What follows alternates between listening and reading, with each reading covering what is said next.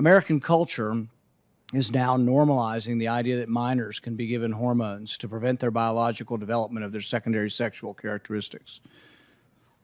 Dr. Levine, you have supported both allowing minors to be given hormone blockers to prevent them from going through puberty, as well as surgical destruction of a minor's genitalia. Like surgical mutilation, hormonal interruption of puberty can permanently alter and prevent secondary sexual characteristics. The American College of Pediatricians reports that 80 to 95% of prepubertal children with gender dysphoria will experience resolution by late adolescence if not exposed to medical intervention and social affirmation. Dr. Levine, do you believe that minors are capable of making such a life-changing decision as changing one's sex?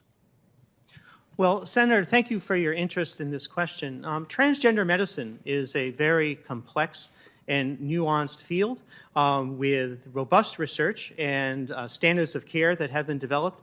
And if I am fortunate enough to be confirmed as the Assistant Secretary of Health, I would look forward to working with you and your office and coming to your office and discussing the particulars of the standards of care for transgender medicine. The specific question was about minors. Let's be a little more specific since you evaded the question.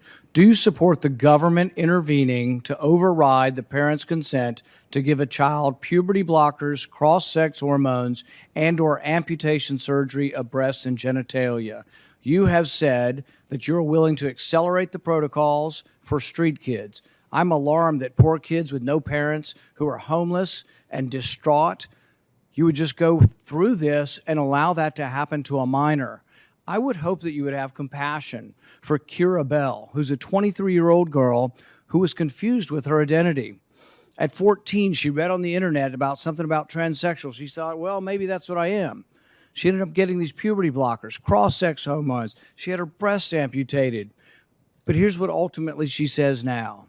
And this is a very insightful decision from someone who made a mistake but was led to believe this was a good thing by the medical community. I made a brash decision as a teenager, as a lot of teenagers do, trying to find confidence and happiness, except now the rest of my life will be negatively affected, she said, adding that the medicalized gender transitioning was a very temporary, superficial fix for a very complex identity issue. What I'm alarmed at is that you're not willing to say absolutely minors shouldn't be making decisions to amputate their breast or to amputate their genitalia. For most of our history, we have believed that minors don't have full rights and the parents need to be involved. So I'm alarmed that you won't say with certainty that minors should not have the ability to make the decision to take hormones that will affect them for the rest of their life. Will you make a more firm decision on whether or not minors should be involved in these decisions? Senator, transgender medicine is a very complex and nuanced field, and if confirmed to the position of Assistant Secretary of Health, I would certainly be pleased to come to your office and talk with you and your staff about the standards of care and the complexity of this field. Let it go into the record that the witness refused to answer the question. The question is a very specific one. Should minors be making these momentous decisions? For most of the history of medicine, we wouldn't let you have a cut sewn up in the ER, but you're willing to let a minor take things that prevent their puberty, and you think they get that back?